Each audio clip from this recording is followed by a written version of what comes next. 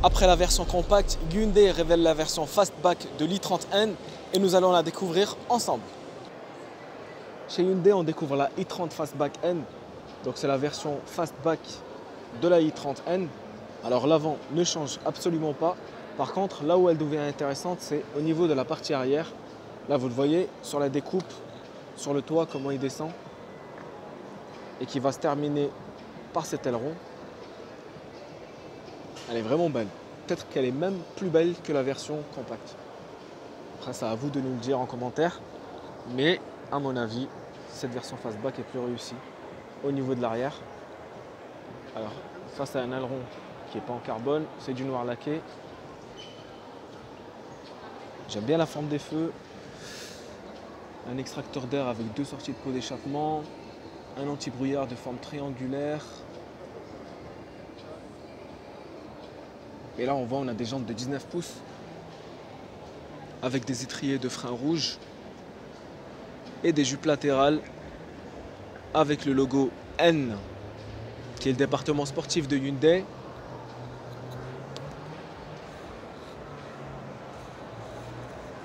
J'apprécie beaucoup cette couleur parce que là, si je tourne la caméra, il y a une version grise et qui rend pas forcément bien en réalité. Donc le bleu est plus joli.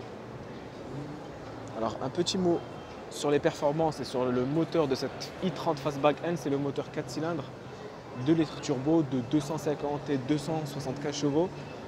En France, c'est la version 275 chevaux qui sera vendue, donc la version 250 ne sera pas disponible.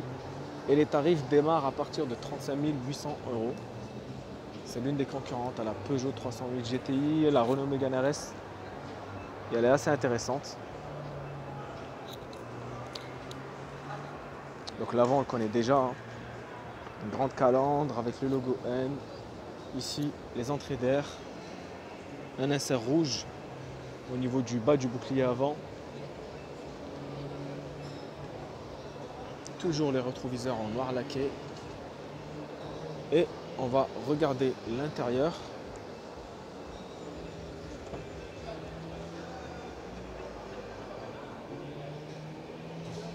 Alors c'est un intérieur qui est quand même assez sombre.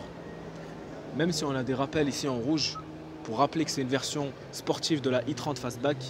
Le rouge qu'on retrouve sur la coudoir, sur le siège. D'ailleurs ça c'est des sièges spécifiques à cette version.